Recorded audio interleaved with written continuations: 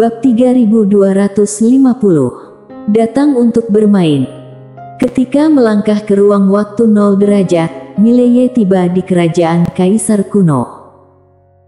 Tidak dapat disangkal bahwa Putri Kara benar-benar efisien, karena di ibu kota kerajaan Kaisar kuno, Akademi Guanxuan telah dibangun dengan cepat dan memiliki skala yang sangat besar, dengan lebih dari 100 ruang dalam istana besar. Jelas terlihat bahwa Putri Kara serius dalam usahanya. Di awan, Putri Kara melihat Akademi Guanxuan yang megah di bawahnya dan berbicara dengan tersenyum, "Bagaimana menurutmu, Tuan Muda Ye?" Mileye melihat sebentar dan mengangguk ringan, sangat memuaskan. Putri Kara mengangguk, "Aku telah merekrut sekelompok cendekiawan terpelajar, termasuk beberapa sarjana agung dari kerajaan Kaisar kuno. Untuk menghindari masalah di masa depan, aku telah memerintahkan mereka untuk mempelajari teknik Guanxuan." Mileye menatap Putri Kara. Apakah teknik Guanxuan bertentangan dengan hukum di kerajaan Kaisar kuno? Putri Kara mengangguk, "Ya." Beberapa orang yang memandang Putri Kara hanya diam. Putri Kara tersenyum, "Jika ada konflik, teknik Guanxuan menjadi yang utama." Mileye berbisik, "Putri Kara, aku akan segera pergi ke ruang waktu 0 derajat, apakah kamu tertarik ikut?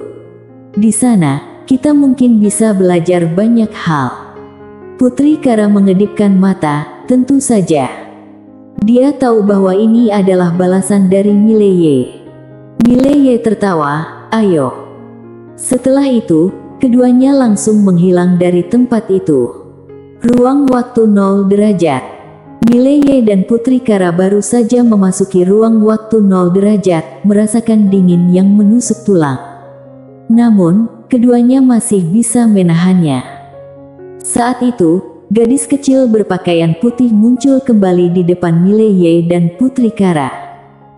Melihat Mileye, gadis kecil berpakaian putih mengerutkan kening, "Mengapa lagi kamu?"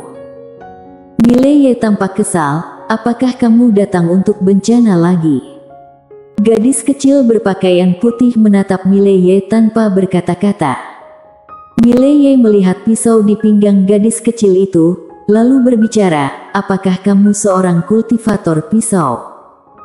Gadis kecil berpakaian putih berbalik dan pergi. Dia tidak ingin melihat pria ini. Mileye tiba-tiba mengejarnya.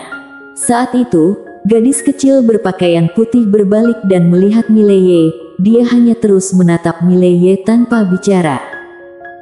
Mileye ragu sebentar, lalu berbicara, "Mari bicara." Gadis kecil berpakaian putih dengan tenang berbicara, "Bicarakan apa?" Mileye berbicara, "Apakah kamu membutuhkan uang?" Gadis kecil berpakaian putih melempar pandang ke Mileye, "Apakah kamu akan memberikannya padaku?" Mileye membuka telapak tangannya dan sebuah cincin penyimpanan muncul di tangannya, di dalamnya terdapat 10.000 kristal aturan. Gadis kecil berpakaian putih melirik cincin penyimpanan itu, lalu berbicara, "Terima kasih." Setelah itu, dia menyimpan cincin penyimpanan itu dan langsung berubah menjadi cahaya yang menghilang. "Sial." Mileye terlihat bingung. "Sial. Kamu ambil dan pergi begitu saja? Hah? Apakah kamu perampok?" Mileye sangat kesal, wanita ini benar-benar tidak memiliki etika. Beberapa saat kemudian, setelah melihat bahwa wanita itu tidak kembali, dia tahu bahwa dia tidak bermaksud untuk kembali. Mileye berbicara, "Ayo pergi." Setelah berbicara demikian, dia membawa Putri Kara berjalan ke arah yang jauh. Tidak dapat dipungkiri, dia masih agak marah. "Sialan, mengapa orang di sini begitu tidak tahu malu?" Tidak lama setelah itu, Mileye dan Putri Kara tiba di Ono-san. Pada saat itu, Ono-san terlihat tenang, tanpa petir yang menyambar. Mileye menatap Ono-san, gunung ini telah mengalami bencana petir itu, tetapi tidak hancur. Malah, bertahan selama begitu banyak tahun. Putri Kara mengedipkan mata, apakah menurutmu gunung ini tidak biasa? Mileye mengangguk, ya. Putri Kara berbalik untuk melihat Ono-san, tapi sangat berbahaya. Mileye tiba-tiba berbicara, pena kecil, apakah hukuman petir ini memiliki kecerdasan? Pena kecil berbicara, iya. Dan, ini adalah bencana langit paling hebat yang ada sekarang, namanya bencana langit. Mileye bertanya, apakah kamu mengenalnya? Pena kecil berbicara, tidak mengenalnya. Mileye mengerutkan kening, tidak mengenalnya. Pena kecil berbicara, memang tidak mengenal. Apa yang ingin kamu lakukan? Mileye berbicara, aku ingin pergi ke atas gunung untuk melihat, tapi aku khawatir itu akan meledak. Pena kecil diam sebentar, lalu berbicara, mungkin kamu bisa berbicara dengannya. Mileye berbicara, apakah ia mengerti stempel Dao? Pena kecil berbicara, coba saja. Mileye mengangguk, ia menatap Putri Kara, kamu tunggu di sini, aku akan mencoba. Setelah berkata demikian, ia menuju ke arah Ono-san. Saat ia baru saja tiba di Ono-san, tiba-tiba, awan hitam muncul langsung di atas Ono-san. Pada saat itu, puluhan napas kuat muncul di sekitar Ono-san. Ada yang menyerang Ono-san. Semua orang agak terkejut, tetapi ketika melihat Mileye, semua orang menjadi terpaku. Gadis kecil berpakaian putih juga berada di sana, ia melemparkan pandangan ke arah Mileye dengan alis yang sedikit berkerut. Di bawah pandangan semua orang, Mileye memasuki Ono-san dan pada saat itu, awan hitam itu tiba-tiba muncul guntur Tao. Semua orang mundur.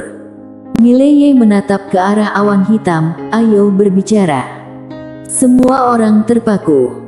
Dan tampaknya, bencana langit tidak berniat untuk berbicara.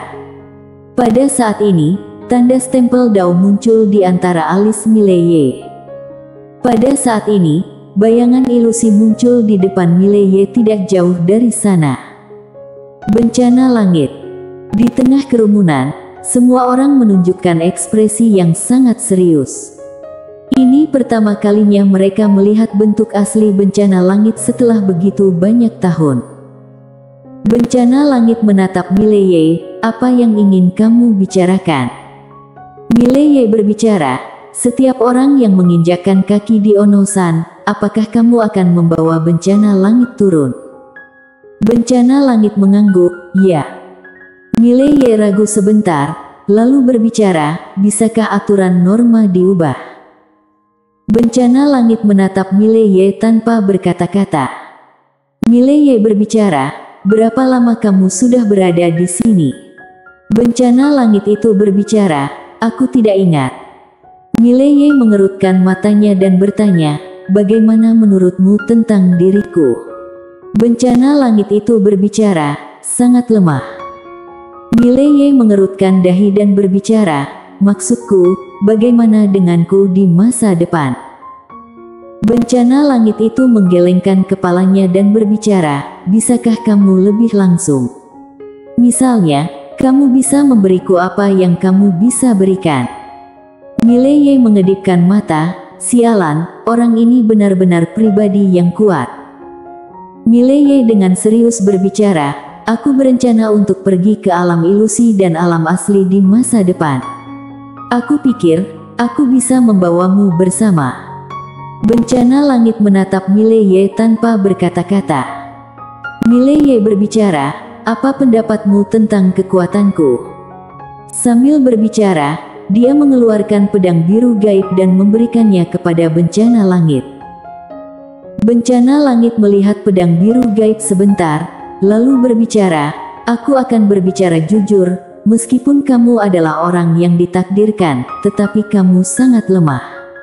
Saat ini, jangan bicara tentang pergi ke alam ilusi dan alam asli, bahkan untuk melewati hidup dan mati, kamu tidak bisa melakukannya. Seharusnya bahkan tidak bisa melewati ke tempat aku berada sekarang. Mileye berbicara, kita bicara tentang itu nanti.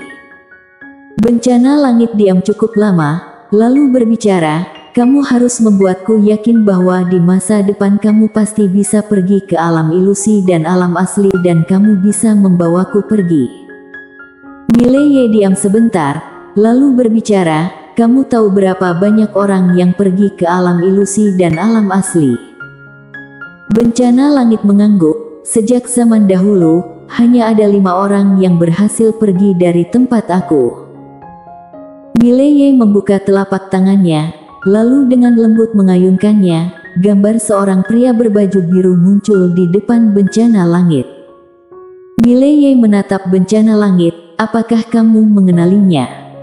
Bencana langit mengangguk, Master Pedang berbaju biru, orang yang memiliki takdir generasi sebelumnya. Dia pernah pergi dari sini. Mileye berbicara, dia adalah ayahku. Bencana langit bungkam. Mileye mengayunkan tangan kanannya sekali lagi, gambar Dev muncul di depan bencana langit, apakah kamu mengenalnya? Bencana langit mengangguk, kultivator pedang bebas. Dia juga pernah pergi dari tempat aku. Mileye berbicara, dia adalah kakakku. Bencana langit tetap diam. Mileye mengayunkan tangan kanannya lagi, gambar seorang wanita bergaun polos muncul di depan bencana langit, apakah kamu juga mengenalnya? Bencana langit menatap Mileye, aku tahu, dia adalah adik perempuanmu. Mileye mengangguk sedikit, lalu berbicara, ini tidak perlu aku jelaskan lebih lanjut, bukan? Bencana langit tetap bungkam, dia tentu saja mengenal stempel Dao. Mileye berbicara, seluruh keluarga kami pergi ke alam ilusi dan alam asli, jadi, menurutmu, apakah aku tidak dapat pergi ke alam ilusi dan alam asli di masa depan? Bencana langit menatap Mileye, apa yang ingin kamu aku lakukan untukmu? Mileye dengan serius berbicara, bukankah Ono-san ini tidak mungkin begitu sederhana jika harus menahan petir dari bencana langitmu, bukan? Bencana langit mengangguk, bukit ini, yang disebut Ono-san, telah mengalami perubahan substansial. Bisa dikatakan bahwa saat ini merupakan salah satu bukit paling keras di alam semesta.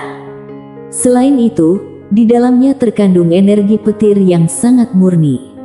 Mileye berbicara, ini tidak berguna bagimu, bukan? Bencana langit berbicara, tidak berguna. Mileye mengedipkan mata, boleh aku bawa pergi? Bencana langit melihat pedang biru gaib di tangan Mileye, lalu terdiam. Mileye tersenyum, ada satu permintaan kecil lagi. Bencana langit mengangguk, katakan saja. Mileye berbicara, petir bencana langitmu sangat bermanfaat untuk melatih tubuh fisik, bukan? Bencana langit menatap Mileye, apakah kamu ingin menggunakan aku untuk melatih tubuh fisikmu? Mileye mengangguk, bolehkah? Meskipun inti dari latihannya adalah tahu pedang, jika bisa menggunakan energi dari petir bencana langitnya untuk melatih tubuh fisik, itu akan sangat diinginkannya. Energi dari bencana langitnya terlalu murni. Bencana langit dengan suara berat berbicara, tubuh fisikmu mungkin tidak dapat menahan kekuatanku. Mileye berbicara, kurangi sedikit kekuatannya. Kemudian aku akan beradaptasi secara perlahan. Bencana langit ragu sebentar, lalu berbicara, bisa dicoba.